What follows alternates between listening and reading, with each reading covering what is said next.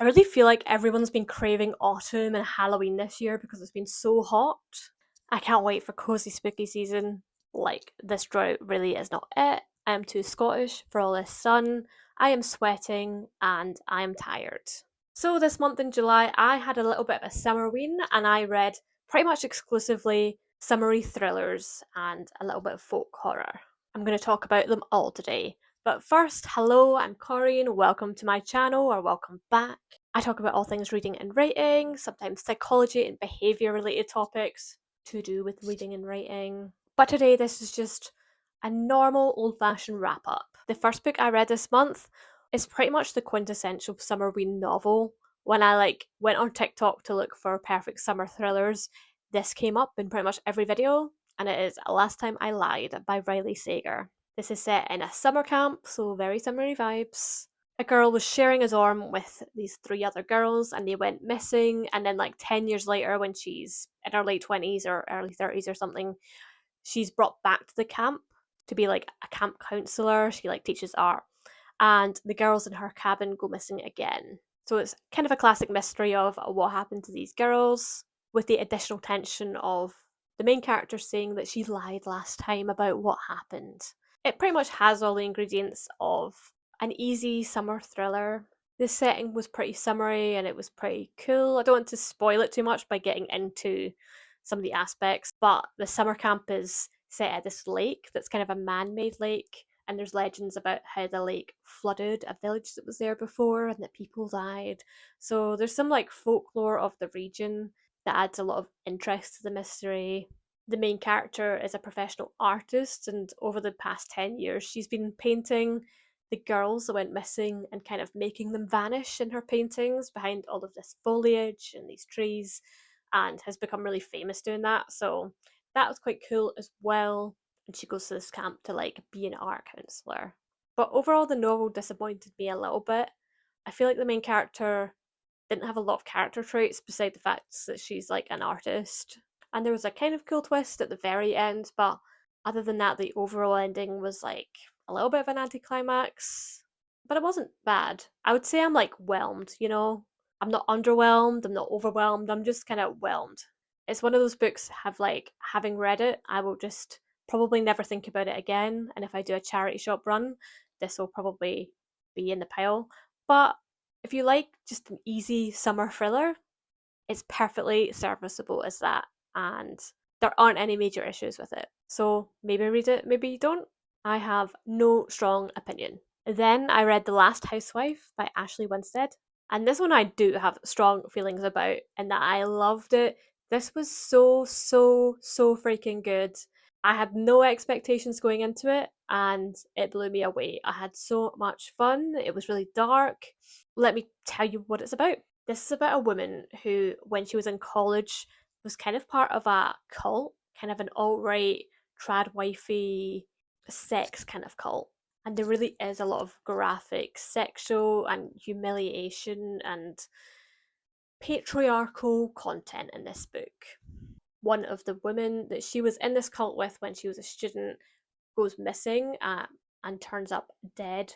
And she goes back to New York to try to solve the mystery because she thinks it probably has to do with this cult that they were in, because their other friend also died under similar circumstances back when they just made it out of the cult. And she sort of teams up with an old friend from school who's now a podcast journalist, and the two of them have kind of a cute romance, which I was totally here for. Wasn't expecting romance in this book, and he's a really good character. He's not this toxic masculine character like all of the other males in this book. And the two of them kind of have a bit of a Styles and Lydia dynamic. If you watch Teen Wolf, you'll know what I'm talking about. But I freaking love them, so I was totally shipping them. We are in the kind of present day narrative of her and him trying to solve the mystery, but she also kind of does podcasts with him where she tells him a lot about her past and her time in the cult and some other things that happened in her youth. And she's trying to put together the pieces of why she ended up in this cult and why she feels so complexly about her role in the cult, because this was a very abusive cult and there was a lot of sexual practices, but she kind of likes some of them, you know, because people do enjoy that BDSM kind of stuff. But this wasn't done in a very healthy way. And she feels a lot of guilt and she judges herself based on her responses, which I found very interesting. And this like went down the rabbit hole, this book. You can already tell, there's this trad wifey kind of cult, this weird sex cult going on, which kind of alludes to like a secret underground system. But oh my god, the depths this went to and the scale of this cult beneath the surface. I was just reeling. It was so, so good. It was so, so dark. If you like dark romance and things like that, you'll probably really enjoy this book because it has similar themes, but it never romanticizes the abuse. And we have an example of a really healthy relationship in here as well. And it sort of tackles that conversation of why we might be drawn to things like that in the first place, which I thought was really interesting, really mature. Definitely interested in reading this author's other book. And this honestly might be one of my favourite books of the year, probably the best thriller I've ever read. And just remembering reading it makes me happy. I just love when a book comes out of nowhere and really blows you away like that. It's just chef's kiss. And then let's talk about some audiobooks before I get back to my physical books. I read Pretty Girls by Karin Slaughter. This was talked about quite widely on TikTok. It's a really dark thriller, similar topics to that book that I just talked about, but even darker, honestly. Very, very violent, almost like torture. In fact, not almost, basically torture. Yeah, all the trigger warnings for Pretty Girls by Karin Slaughter. But it's basically about these two sisters. They're in their late 30s, early 40s, and 20 years ago, when they were like teens or in college or whatever, their other sister went missing and she was never found. Then some stuff happens in the present day. These two sisters are kind of estranged, but they kind of get back together over the course of this story. Some things start coming to light in this present day storyline. They follow the threads and think they can solve what happened to their sister. And the reality of what happened is horrible and a lot of shit goes down and it's all of the trigger warnings and I don't want to spoil it, but this is a very brutal thriller novel. It's not for the faint of heart, but it was good. I think as long as you know what you're getting into and that you're prepared to read that kind of graphic content, you'll enjoy it as a thriller. But if that doesn't sound like it's for you, you can miss it. Didn't blow me away the same way Last Housewife did. Like, I enjoyed it, but it was definitely pretty disturbing, and it's probably not a book I would like ever reread. But nonetheless, I do think the topics that it covers is quite important. I do think those things happen, as horrible as it is to think about that, and that is very upsetting. And that is all I'll say. Another audiobook I just completed was The Body by Stephen King, which is one of his novellas as part of his, I think it's called The Four Seasons or something like that book. I haven't read the other ones, I just read this one, but the other one is Shawshank Redemption, which is a film that I love, so I probably should read that novella at some point. But The Body, it's a classic, it's what the film Stand By Me is based on, and Stand By Me followed it pretty faithfully, I would say. Georgie and a few of his friends hear that there is a body of a boy that's gone missing in the woods somewhere, and they go on a bit of an adventure following the train tracks to find the body. And it's just your classic coming of age story. The boys go on a bit of an odyssey and come across different kind of obstacles along the way. And of course, the body, it kind of represents that end of innocence and becoming aware of mortality, which is kind of a big theme of coming of age anyway. I think this story does it so well. And it gets the voice of these young boys really right. The way they talk to each other, the way they laugh and take the piss is so true to how these kind of American boys in the 60s would have talked to each other. So I think it's a real masterclass in kind of voice and character. And throughout the course of the story, Georgie, the main character, who is kind of an adult reflecting on this story as a memoir, he also shares some of the short stories he wrote as a child and shares them with the other boys in this main storyline, but also reflects on them like as an adult of how immature they are and what they show about him at the time. One of these was in the film. It's the pie eating contest lardass story, which is it's a good one, very funny. Does seem like something a young boy would write. The other stories that he shares, I don't think they were that necessary to the book, but I do think they share a bit about Georgie and who he was growing up, and he puts a lot of his own real life experiences into the story because he's had a brother that's passed away, parents that are kind of mourning that, and he sort of muses about this throughout the story. But this was good, very summery, little summer kind of road trip down the road tracks, coming of age. Not much of a horror, but still a little bit macabre, and it's Stephen King, who's kind of the father of horror. So I felt like we could include him. Then let's go back to my physical books. I finally read Withered by David Barnet, which is the first book in this kind of series. They're all standalones, but he references these other locations in his other book he did in Scuttler's Cove, which was really good. I didn't like this as much as Scuttler's Cove. Scuttler's Cove was narrated by different characters, but it happened pretty much on a single timeline with just a few flashbacks. This book is about a girl who wakes up in Withered naked, covered in dirt. Everyone's wearing pig masks, and she doesn't really know what's going on. And they all engage in these creepy pagan rituals that are quite bloody, quite scary. It's definitely a folk horror, and she kind of has to figure out her purpose there before she's allowed to leave. And that part of the story is called Inside because it's inside Withered. That's told out of sequence, so it might start day 365 in Withered and then go to day 1 in Withered and then day 165 in Withered. So it's very disorientating and out of sequence. And then we have Outside, which is Sophie living her life in London, being her normal self before she goes to Withered. And that's also told out of sequence. It's a little bit more sequential, so we have her in the days leading up to going to Withered, but we do have flashes where we go back and see her in the past as well. So both Inside and Outside are out of sequence, and it's quite disorientating. It takes some getting used to, and I think it disrupted the flow in places, but I think it totally mirrors the themes of this book. And Sophie on the outside in London, she's kind of not a good person. She drinks a lot. She's just a bit of an asshole. And so you're trying to guess, like, her in the future, her in Withered is she there learning how to be a good person? Because she has no memory of herself on the outside. People keep bringing her, like, screenshots from her social media and pictures of herself from the outside. And she's trying to piece together her identity and learn about who she was.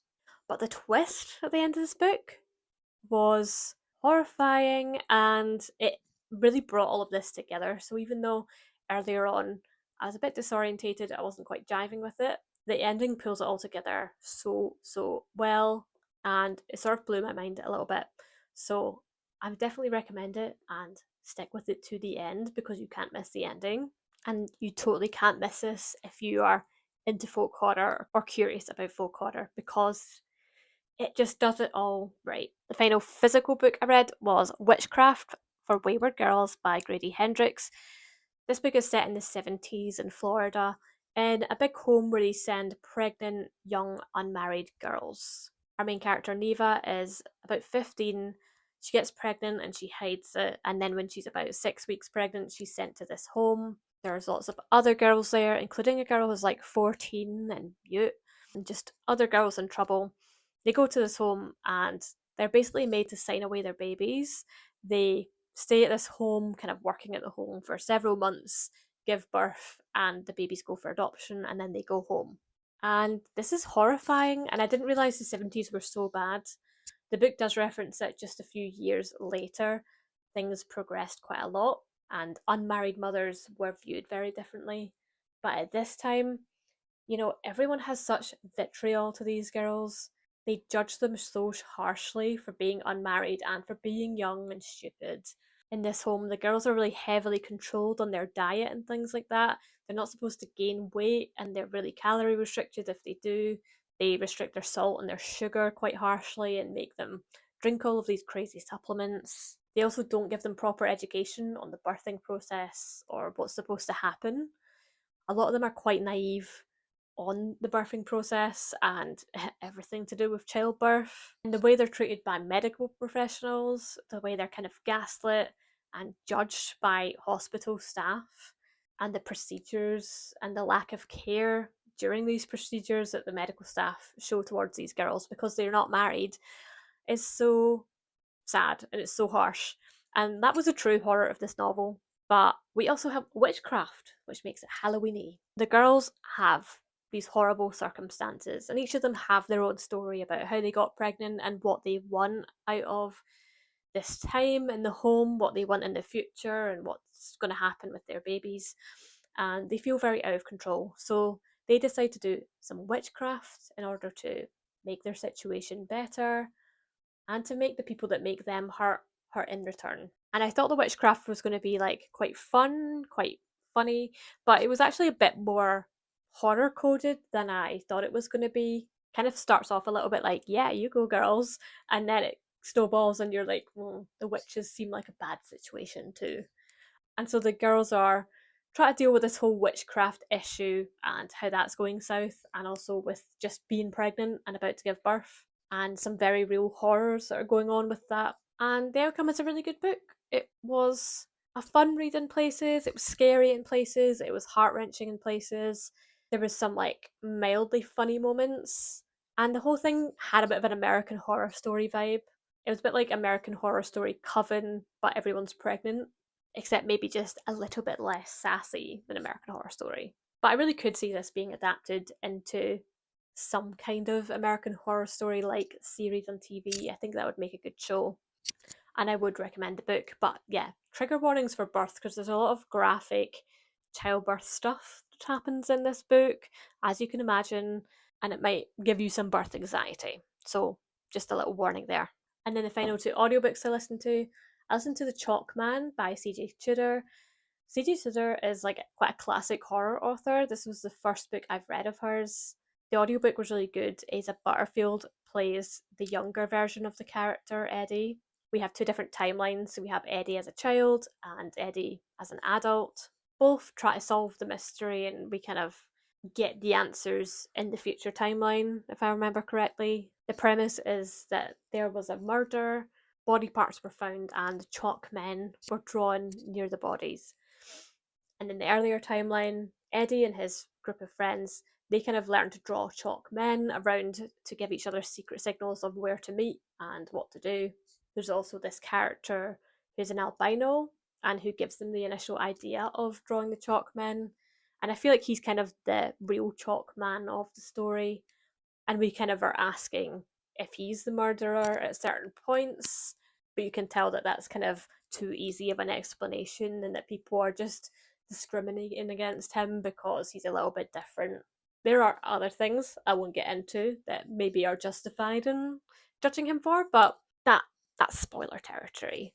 But this was a good book. There were some dark moments. It is a horror, and there was a few gnarly things that happened, but overall it was a good time. It did have quite a lot of Stephen King vibes, especially in the younger timeline, because we have the four kind of male friends. They're a bit like the friends in Stand By Me, like a bunch of boys. They have banter with each other. They talk to each other the way young boys talk to each other. Set in the 80s.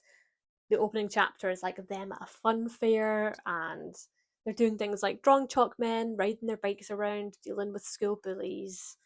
Just all those classic 80s things. But it's set in the UK, so it's quite UK specific. And I liked it. It was a good time. And the audiobook was good because Asa Butterfield was great at reading the younger character. Although the narrator for the older version of the character, he had a bit of a quieter voice. He kind of spoke a bit more like this. So he was a little bit harder to hear. But it was still a good performance nonetheless. And I like that they had two different actors playing both parts. Took me a minute to realise it was the same person, like years apart. But once I got that, I was like, I understand. And then the final book I listened to was Witch Trial by Harriet Tyce. Listened to this whole thing and didn't realise that this was Harriet Tyce that was on The Traitors. She is a barrister that writes mystery novels. So this novel is kind of a courtroom drama, and she uses her like knowledge as a barrister and of the court to make it realistic, I suppose. I don't know anything about that, so is this actually realistic? I don't know. But it's set in Edinburgh. There's a lot of reference to specific locations in Edinburgh. I've been to Edinburgh a lot, so that was quite cool. I knew a lot of it, and it's mostly set on like the Royal Mile, and they go to Greyfriars Kirkyard and Arthur's Seat, things like that. So it's pretty touristy. So even if you've been to Edinburgh as a tourist, like I have, to be honest, You will recognise a lot of the locations. This is about two girls who are accused of killing their friend with witchcraft, and they are on trial for this. And it's a classic courtroom drama. We don't follow the girls, we actually follow this man called Matthew, who is a heart surgeon and is quite excited to be on the jury. And he decides to fob off work and fob off his holiday to be on this jury.